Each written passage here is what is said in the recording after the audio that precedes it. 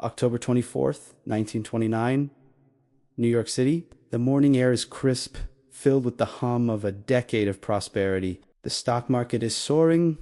Fortunes are made overnight. The future seems limitless, a golden age without end. Then the floor drops out. A single tick of the tape, a pause. Another. The Great Depression begins. September 15th, 2008. The towering glass facade of Lehman Brothers reflects a world on the verge of collapse. Inside, bankers pack their lives into cardboard boxers. They were told their investments were safe. They were told the system was strong. They were lied to. The global financial system freezes. Now, today, you are sitting at home watching this video. You've been told the economy is recovering, that inflation is under control, that your savings, your home, your future are secure.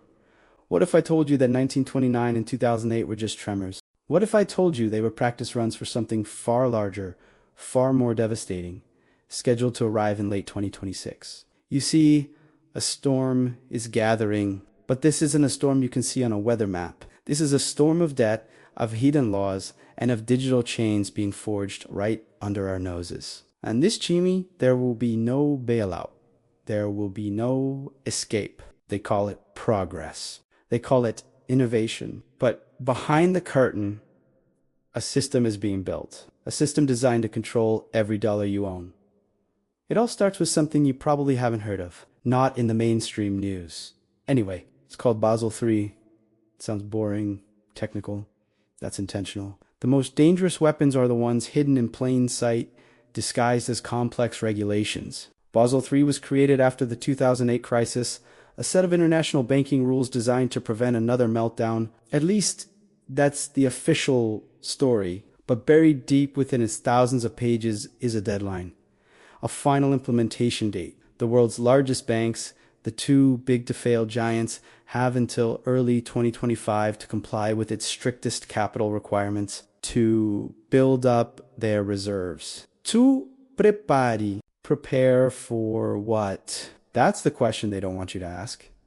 Think of the global economy as a giant building. In 2008, the foundation cracked. So the regulator said, we need to strengthen the foundation. Basel III was the blueprint, but they didn't just strengthen it. They changed it. They built a secret door in the basement, a door that only they have the key to. And as we approach 2026, they are getting ready to lock it. The first domino is corporate debt. Since 2008, corporations have gone on a borrowing spree unlike anything in human history. Fueled by near zero interest rates, they've loaded up on cheap money. But that era is over. Interest rates have risen, and that mountain of debt is coming due right between 2026 and 2028. Trillions of dollars. Companies that were once profitable will suddenly find themselves unable to roll over their loans. They won't be able to pay. First, it will be a few small companies, then bigger ones, then household names. Layoffs will begin not in trickles, but in floods. This is the spark, the match that lights the fuse. But this isn't just about corporate defaults. This is about you. While the world is distracted by headlines of failing companies, something else is happening in the shadows. The final phase of a plan years in the making. They have a name for it. Central bank digital currencies. You've been told it's just a digital version of cash. A more convenient way to pay. You are lied to. A CBDC is not like your bank app. It's not like a credit card. It is programmable money.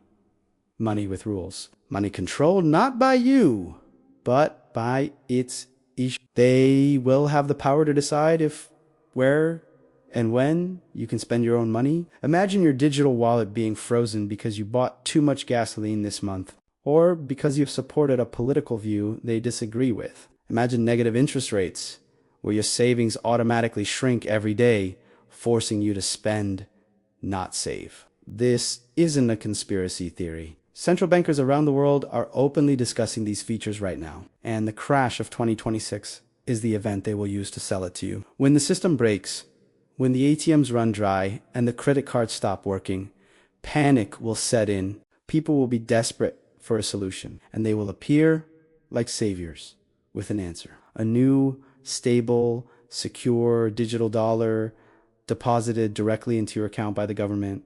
All you have to do is accept it. All you have to do is trade your freedom for the illusion of safety. The crisis will be the excuse.